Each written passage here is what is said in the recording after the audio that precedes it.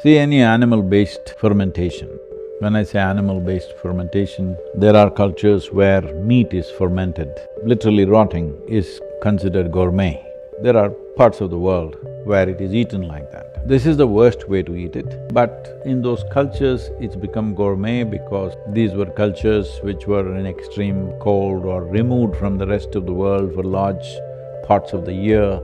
If they had to eat food, they had to learn to eat and enjoy rotting meat, otherwise they would be dead probably in those days. Similar cheese, which is also comes from that kind of thing. When winters came, people would have nothing to eat to keep their calories going, the only way was cheese.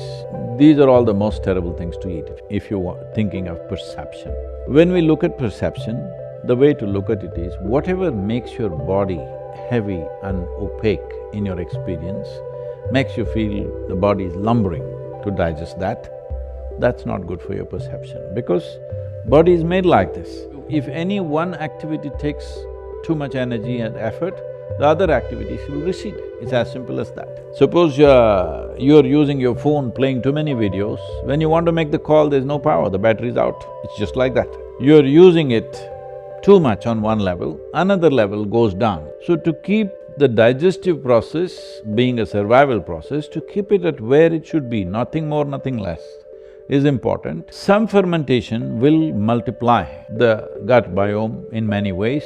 So, when it comes to fermented food, it should be under your control. For example, in southern India, one fermented substance which is consumed daily in breakfast is idli, dosa. If you go north of Bangalore, we will not touch it, at least I will not. Because one thing, the idli feels like a golf ball. In the south, idli feels like a flower. As you go north, it becomes a golf ball, you could play with it, and they don't know how to ferment. They have over-fermented it all the time. So in south, it's becoming difficult there also. Otherwise, every woman at home would know, she'll just always with little finger, they touch it like this. No, this can't be used. They would simply know. Or if you are not very sensitive, if you smell it, if it's gone beyond a certain point, you will know it's fermented beyond a point where you should not eat. So this kind of fermented thing, we always go and offer to our flowering plants, because they flower better when they get this fermented dough. Once we see that it's fermented beyond that, we don't eat. The next thing is the curd, or what you call as yogurt. It is just overnight fermented, it must be still sweet. If it's becoming sour, little sourness is okay, if it crosses that, we won't eat.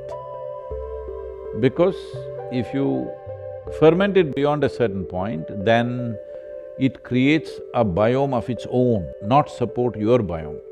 Little fermentation adds fuel to the existing stuff that is… Your stomach or your alimentary canal is fermentation, but it is a certain… fermentation is a certain culture, all right? Is it the right word, sir? Yeah. It's a culture. Yeah. So you want to culture this in a certain way that's beneficial for you, not simply culture it whichever way. If your stomach feels like a beer factory, then what? You are talking about perception.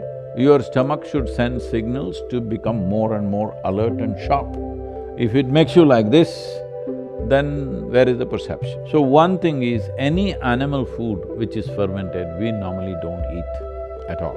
If you must eat a little bit of curd, but that is only overnight fermented, 6 to 8 hours. If it's summer, just 4 to 5 hours. That's how we ferment, very carefully. How you eat something is as important as what you eat, because you and food are not two separate things. Your body, the food that you eat, the soil that you walk upon, the water that you drink and the air that you breathe, these are not different from you, it is the same stuff. Yeah, it's just giving us an individual experience. See, if you know human body from within, you yourself look at this. Just see how your body feels when there's food in the stomach and how your body feels when the stomach is empty. You will see your body and your brain will work at its best when your stomach is empty.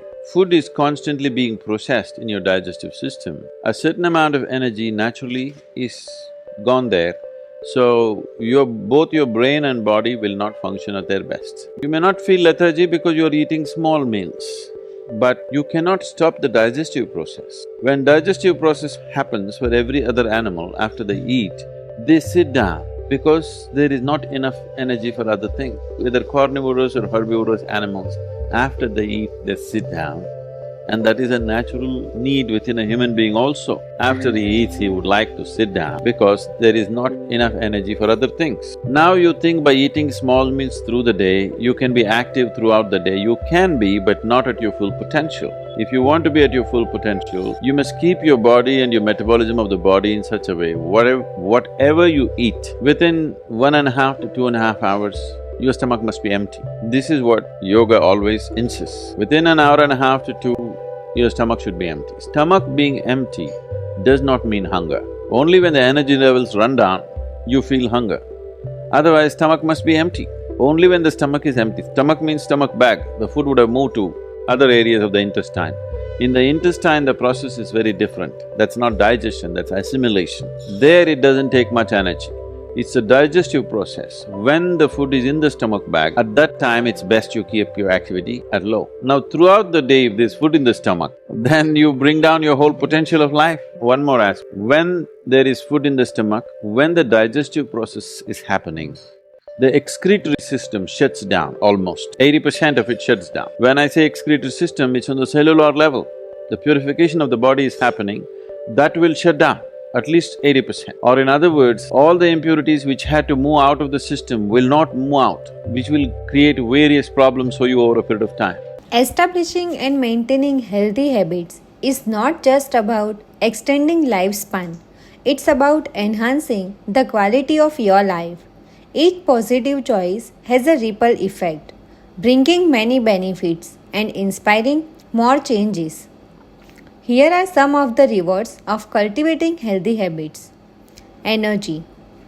Through increased activity, you might experience improved stamina, enhanced immune response, and a decreased risk of chronic disease like hypertension, diabetes, and heart conditions. Vitality. Keeping hydrated, eating foods rich in antioxidants, and ensuring sufficient sleep can result in clear skin, better posture, and more efficient metabolism. Sharper cognitive abilities. Activities like reading, puzzles, or learning a new skill help enhance memory and cognitive functions, reducing the risk of degenerative disease like Alzheimer's disease. Handling stress. Mindfulness practices and physical activities ensure better stress management. Over time, these habits can help develop resilience against unexpected emotional upheavals. Emotional balance. Habits like meditation, adequate sleep, and social interactions can reduce the risk of mental health issues such as depression and anxiety. Improved relationships. Being mentally and physically healthy often translates into better personal relationships. A balanced emotional state makes one more empathetic, patient, and understanding.